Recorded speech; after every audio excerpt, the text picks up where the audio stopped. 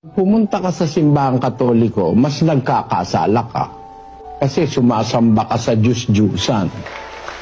Bawal lang Diyos yun eh. Lumuhod ka sa mga ginawa ng kamay ng tao. Bawal yun eh.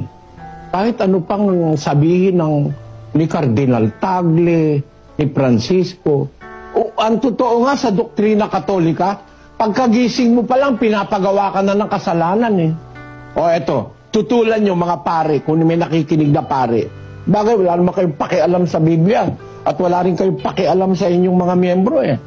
Ito ang sabi ng Katisismong Katoliko na ginawa ni Luis de Amisquita, paring Katoliko. Basahin natin. Kapag pagbangon mo sa banig ay agad kang manikluhod sa harap ng isang krus o isang mahal na larawan. Kita nyo, pagbangon mo pa lang sa banig, pinagkakasala ka ng mga pare. Lumuhod ka na agad sa isang krus o sa isang banal na larawan. Bawal nga lumuhod dyan eh.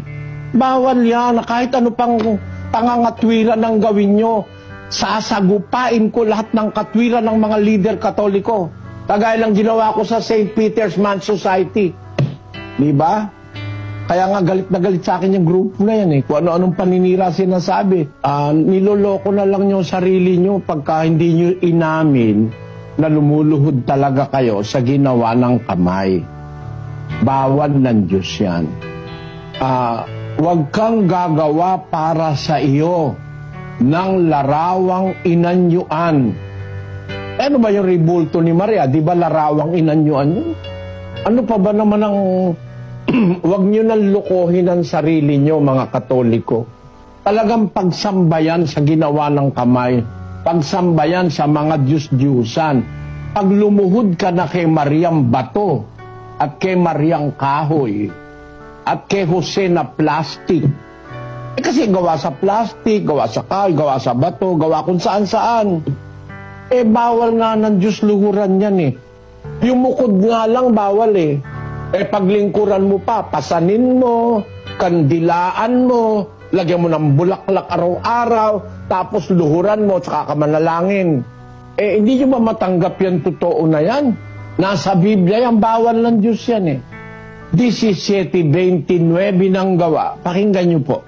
Yamang tayo nga'y lahi ng Diyos, ay hindi marapat nating isipin na ang pagka-Diyos ay katulad ng ginto o ng pilak o ng bato na inukit ng kabihasnan at katalinuhan ng tao. Ang liwanag, ano pa ang paliwanag kailangan mo dyan? Kung naghahanap ka ng totoo, kahit sa harap ng Papa sa Roma sasabihin ko. At lahat ng tumututol, diskusyon tayo. Wala lang patayan. Dala na kasi ako sa diskusyong may patayan eh. Kontik na ako napatay sa bakulor ng mga iglesia ni Manalo eh. Biblia ang gagamitin.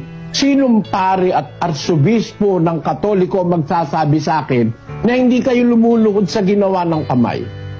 Sapat itong salitang ito para maintindihan nyo, ang pagluhod kay Mariang Bato ay mali, ayaw ng Diyos. Kay Pedrong Kahoy, mali, ayaw ng Diyos niyan. Bawal nga gumawa eh. Sasabihin naman ng mga pare, ba't si Moises gumawa ng retrato ng kerubin? Niluhuran ba ni Moises?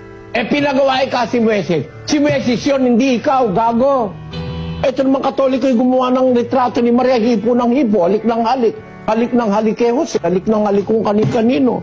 Mag-isip nga kayo mga kababayang Katoliko, pati itong mga pare, maawa kayo sa inaakay nyo. Pinaglululoko nyo habang panahon mga pari kayo. Pag hindi ko napatunayang bawal yan, putulan nyo ako lalamunan. Tinan nyo, ginagawa. Hihipuin pa eh. Ahalikan pa. Pupunasan pa ng panyo. Gawa ng kamay ng tao yan. Bawal ng Diyos yan, mga kapatid. Huwag kang magagalit. Dinidiretsa lang kita. Panahon na para ang Pilipino, huwag naman tayong paloko ng harapan. Bawal ng Diyos yan eh. Kasuklam-suklam sa Diyos yan, luluhod ka, hihipo ka, sasalitin mo, hahalikan mo yung kahoy at saka yung bato.